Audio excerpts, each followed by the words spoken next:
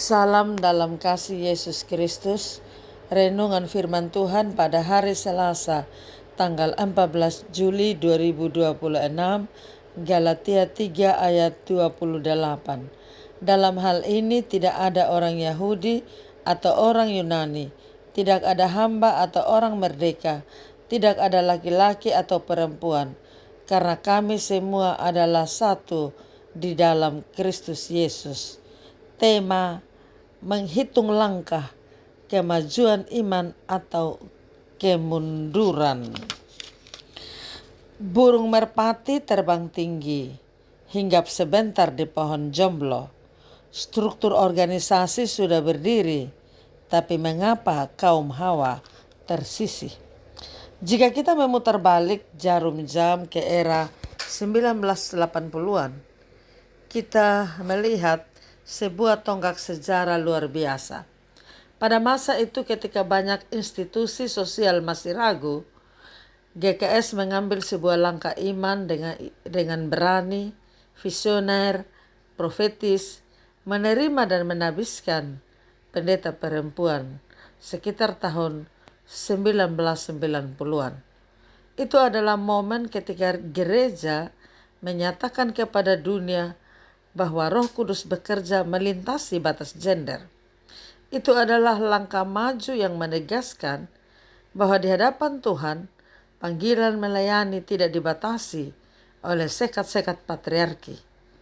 Namun masa kini, di dalam perjalanan waktu, di lingkup pelayanan GKS, kita diperhadapkan pada realita yang sunyi. Absennya, minimnya perempuan dalam struktur pengambilan keputusan tertinggi.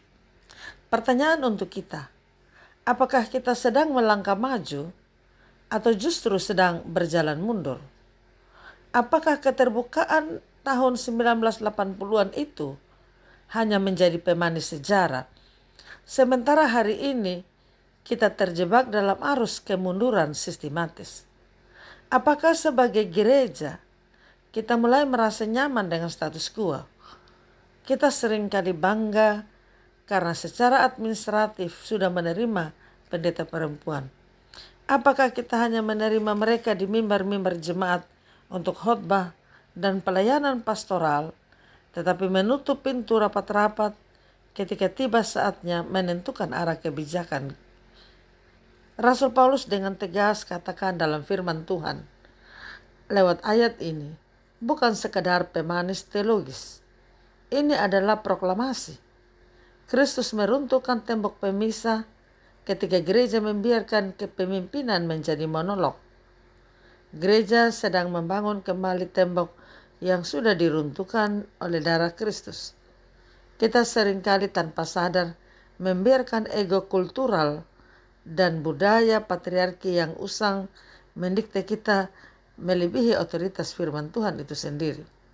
Sebagai perempuan kita berefleksi, apakah kita kurang cakap? Padahal kita tahu banyak perempuan hebat, berpendidikan, berintegritas tinggi. Semoga kita tidak kehilangan kepekaan, keibuan, atau ibu yang egois.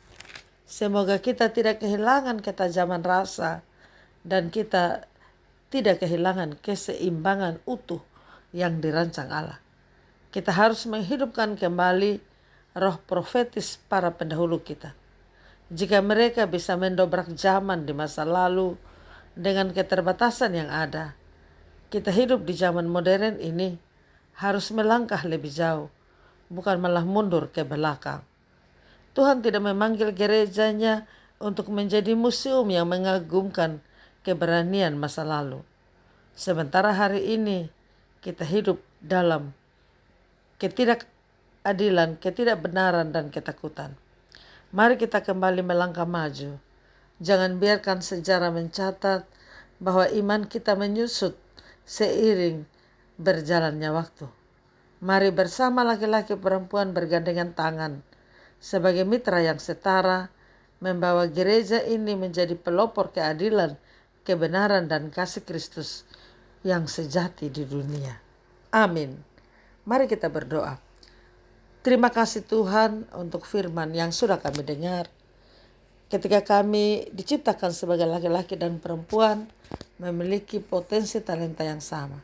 Berkati kami sekalian untuk mensyukuri segala anugerah dan berkat yang Tuhan beri, agar kami berjalan bergandengan tangan, bersama-sama melaksanakan panggilan pelayanan yang Tuhan nyatakan.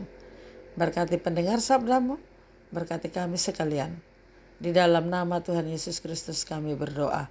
Amin. Salam, Tuhan Yesus memberkati. Saya Pendeta Yuliana A. Ambo.